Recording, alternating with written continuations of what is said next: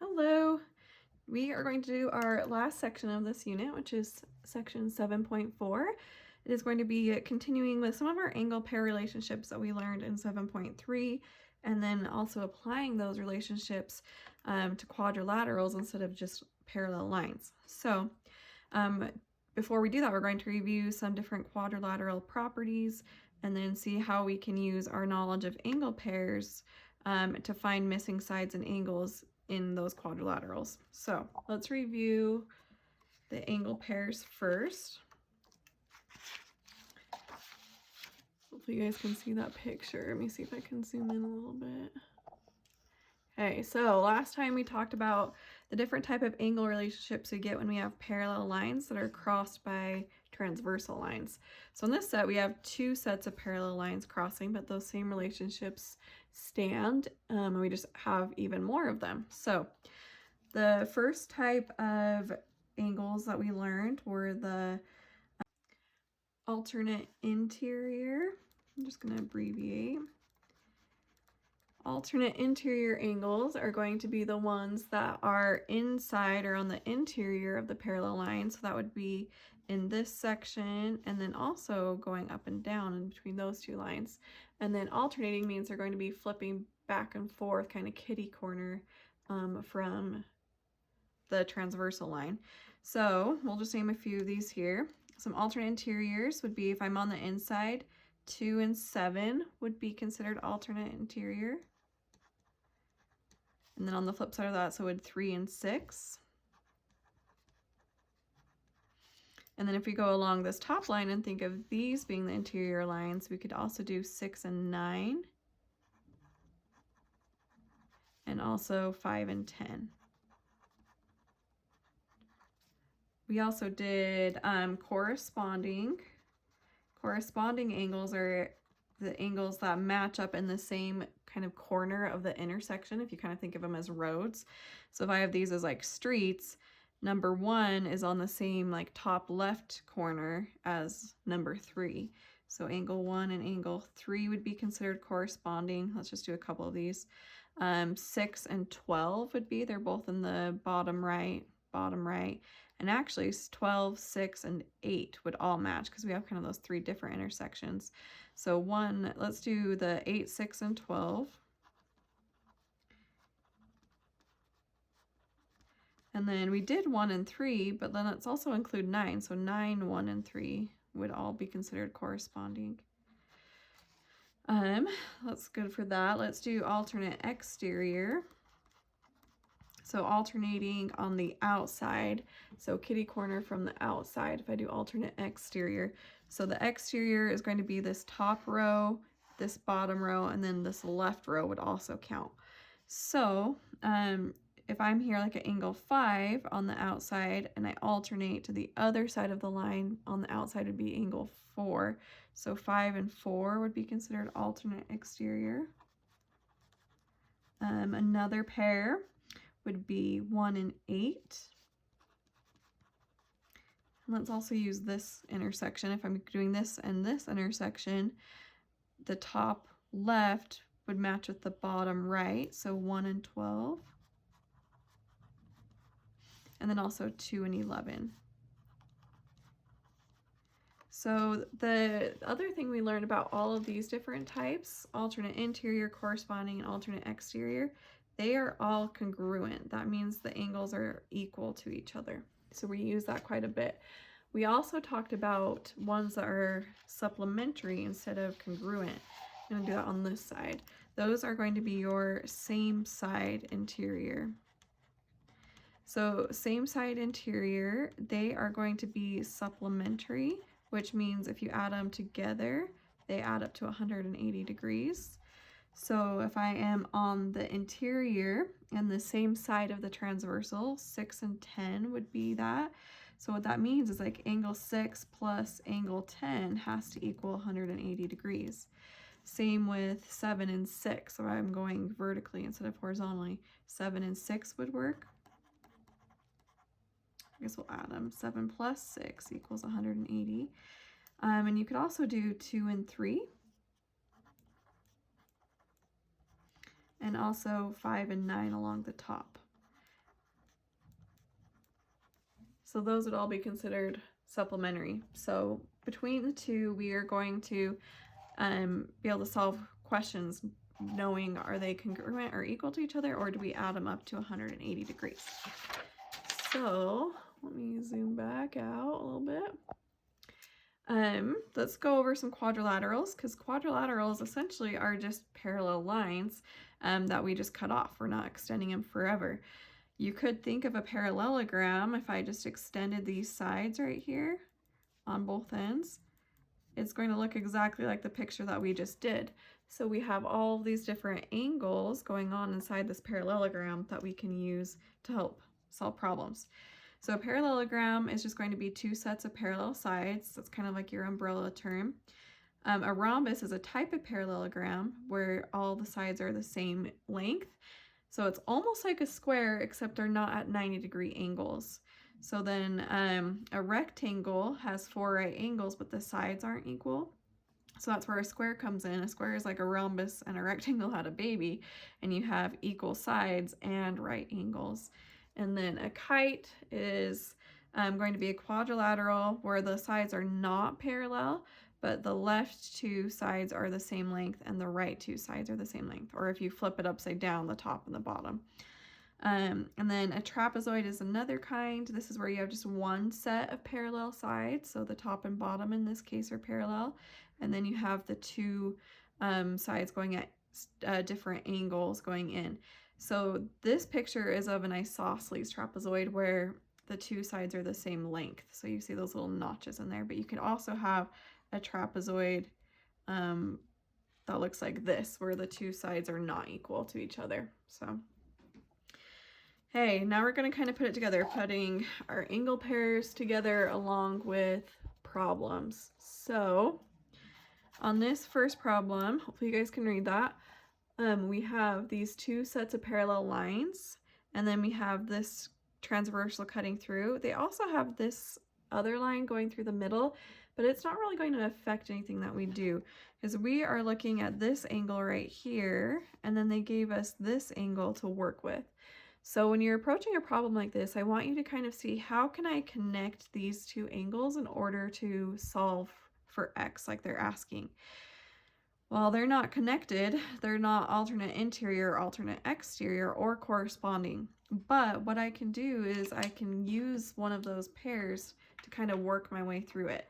So if I look at this 105 angle right here, it does correspond to this angle at the top.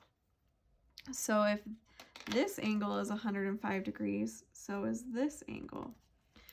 And then if I know that this is 105, these 2 together are going to make a straight line. They make a 180 degrees together. So that means I can set that 105 plus this equation, which if you can't read that, it's kind of small. The equation is 3x minus 18, and set it equal to 180. And then from there, we're just going to solve for x.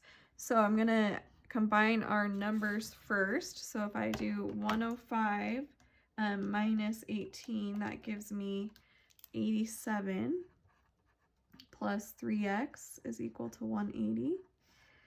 But then we can minus that 87 over so that those cancel, and we get 3x is equal to 93. And then divide by 3, and 93 divided by 3 gives us 31. And we're done. So again, in your directions though, make sure that they just ask you to either find x, because sometimes they will say how big is the actual angle. If they do that, we would need to plug the 31 back in to see how big the angle is. Okay, let's try this one right here. So we have these 2 parallel lines, and then they're being cut by a transversal. This one, we have this top angle and then this bottom angle. So notice they're both on the exterior, they're on the outside, and they're alternating from top to bottom, left to right. So these are going to be alternate exterior angles, which we know that alternate exterior angles are congruent. So if they're congruent, that means I can just set them equal to each other. So I'm going to do the 3x minus 33 equal to 2x plus 26. And then just start solving for x. So let's get these x's over to one side by minusing 2x over to the left. And then we end up with 3x minus 2x is 1x minus 33, and now that's just equal to 26. Add that 33 over, so that those cancel, and we get x is equal to 59, and that would be your answer. Okay, let's do this one. Okay, so this time our angles are both on the inside of those parallel lines. Oop, I just spread some of my ink. So we have interior ones, and then they're alternating kind of kitty corner from each other over that transversal. So these ones are alternate interior angles, which alternate interior are also congruent. So that means we can set the two equal to each other. So I have 95 is equal to, ooh, I hope that's, I just really wrote over it, 2x minus 5, I think that's what it says. And then just solve for x. So we add the 5 over, and we get 95 plus 5 is 100, equal to 2x, divide by 2, and we get 50 back. And that's your answer. Okay, let's do this one.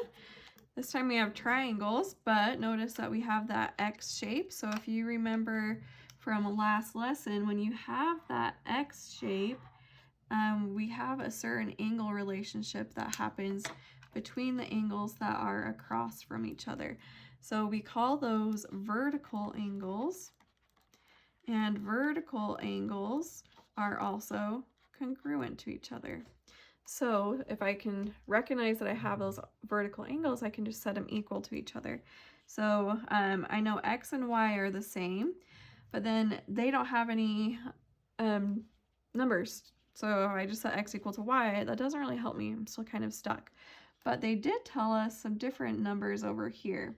So I see that 82 and 35 are in these corners. And because it's a triangle, I know that these two have to, or these three angles have to add up to 180 degrees. So I'm going to first solve for x, and then if I know what x is, I'm by default going to know what y is. So x and y are equal to each other, so I really just need to know what one of them is. So if I have 82 plus 35 plus x, those three angles have to add up to 180 degrees. So if I subtract them all over, or first we can add these two together, and then minus just one number over. So 82 plus 35 adds to be 117. So I have 117 plus x equals 180. And then if I just minus that over, I get x is equal to 180 minus 117, and that is 63. So if x is 63 degrees, because these are vertical angles, so is y. So we can also say that y is equal to 63 degrees. So it's kind of nice. You really just had to solve for one, and by default you had the other since that relationship was congruent, and now you have both answers. Okay, so even though each of these problems are different, they kind of have that same kind of familiar feel to them, where you're figure out what the angle relationship is so that you can know how to set the problem up. I'm trying to decide if we want to spend more time on the lines. I think you guys have probably had enough practice with the line ones. So let's skip these ones and go down to the parallelograms, because this is kind of the new stuff, doing the quadrilaterals. So remember, parallelograms are kind of just like parallel lines, but we just don't extend them all the way. If it helps you to extend the lines so that you can see like what's alternate interior, alternate exterior, etc., you can. So we have these two corner angles in that parallelogram. And so if they are on the same side of that transversal, they're both on the left side, that means they're same side interior angles, and they add up to be 180 degrees. So they are same side. That means they are supplementary. And supplementary means they add to 180. So that means I can set this plus this equal to 180. So I have the 53 degrees plus x has to equal 180. So that's a really simple equation to solve for once you have it. So I'm just going to minus the 53 over, and those cancel, and 180 minus 53 is going to be 127 degrees, and that would be your answer. Okay, let's look at this one. So we see these little arrows. These arrows are saying that they're parallel. That's a way to denote parallel lines. So the left and right are parallel, the top and bottom are parallel. Again, if you want, you can extend the lines. It might not help so much on this one to do that, but what's happening here is we have these two angles, which in a parallelogram, opposite corners are going to be congruent from each other. So I can set that 104 equal to the 3a plus 50, and then just solve for a. So minus the 50 over, and we get 54 is equal to 3a, and then divide by 3, and 54 divided by 3 is 18, I mean, sorry. So a is equal to 18. Okay, so again, another thing to know with parallelograms is that those opposite angles are going to be congruent. I'll put a little star here for opposite corners.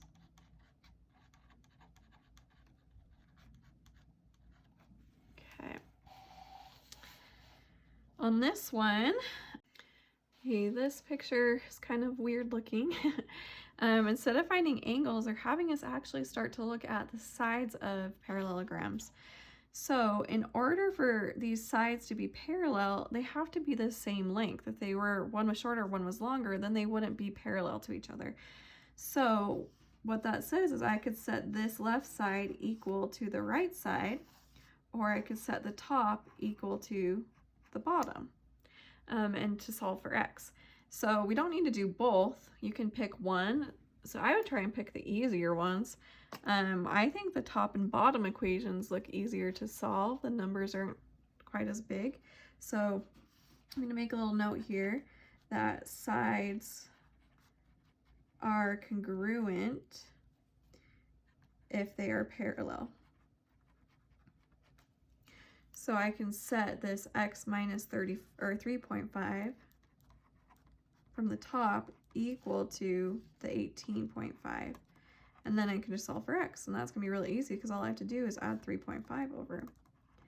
So if I add 3.5 over, I get 22.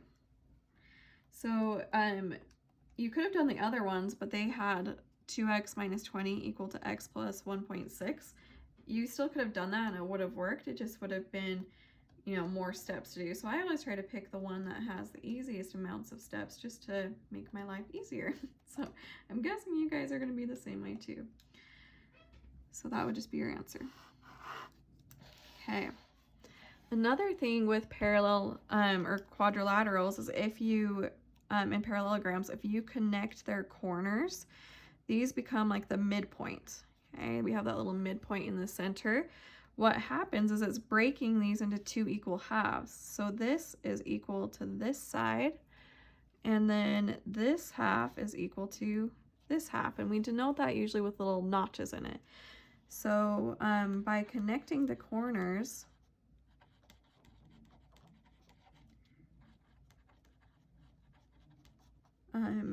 you create a midpoint. Each of the halves are congruent.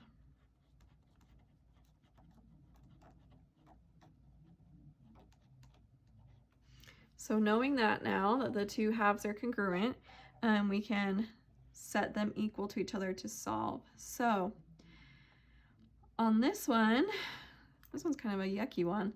Notice we have two variables. We have m and k.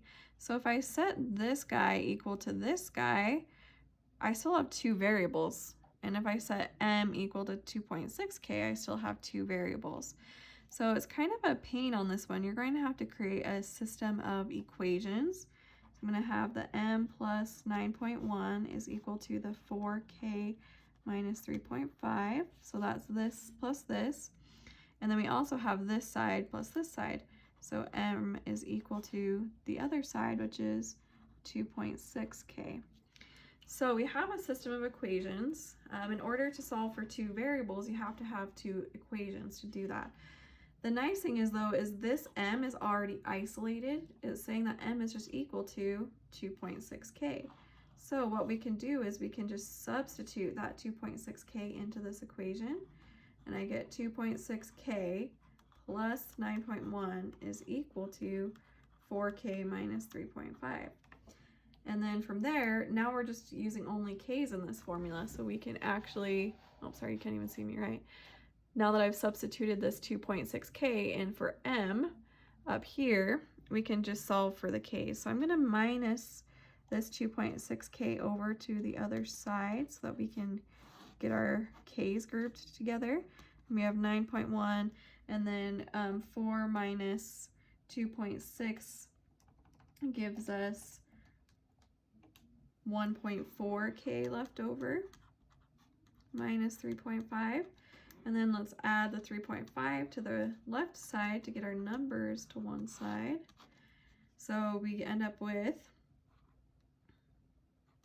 12.6 is equal to 1.4k. I'm running out of space. So if I divide by 1.4, divide by 1.4, 12.6 divided by 1.4 is equal to 9. So k is equal to 9. So once I know what k is, I can take that and plug it back in up here to solve for m. So that means if I do that, I get m is equal to 2.6 times k. So I'm going to have 2.6 times 9, which is equal to 23.4. So that is m. So you did have to do that system of equations. Hopefully you guys remember kind of doing those last year in math. But isolate one of your variables and then substitute that into the other equation. And once you solve for one variable, you can plug it back to get the second variable. So a little bit trickier of a one. Okay, two more and then we'll be done. Okay, so in order for things to be a parallelogram, they have to be parallel, but in order to be parallel, the two sides need to be the same length. So when you come across a parallelogram problem like this, they're saying what value of x makes this a parallelogram? Well, in order to do that, they need to be equal to each other. So I am going to set the top side, 5x minus 8, equal to 2x plus 7. Because if this side is equal to this side, then that means we have a parallelogram. So I'm going to combine my x's over to one side by subtracting the 2x over, and that gives me 3x minus 8 is equal to 7. Then let's get our numbers on one side.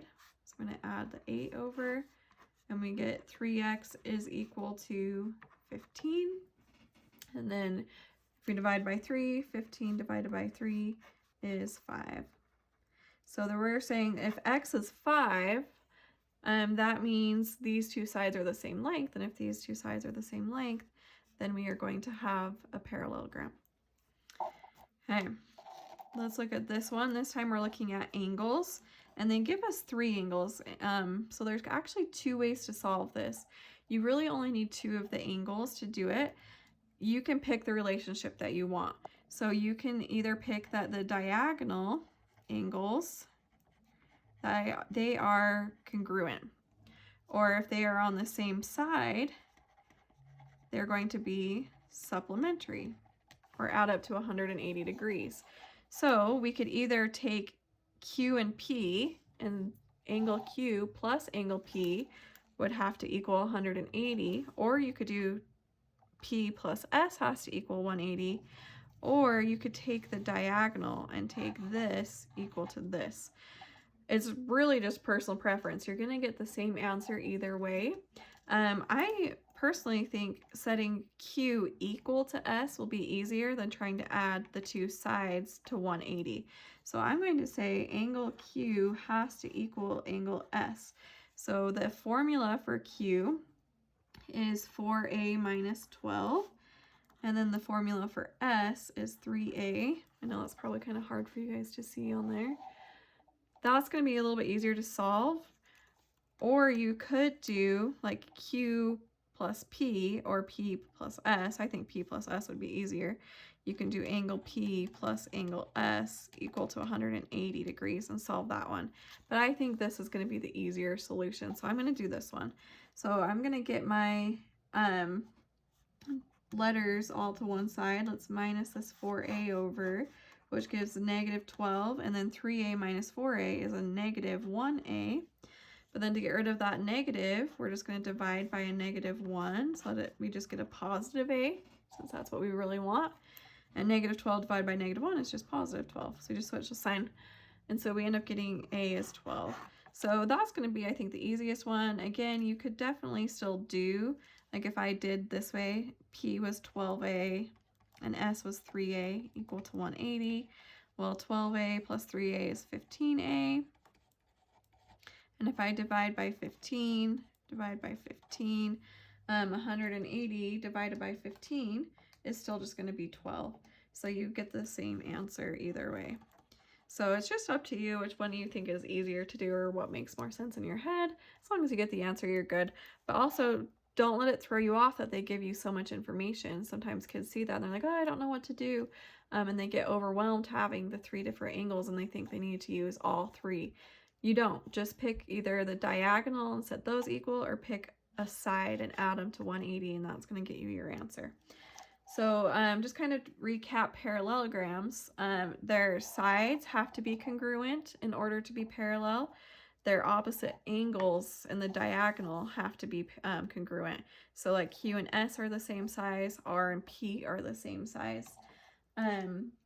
The other thing that we learned is that if you connect the diagonals across, that makes a midpoint in the middle, and the 2 halves are going to be equal to each other.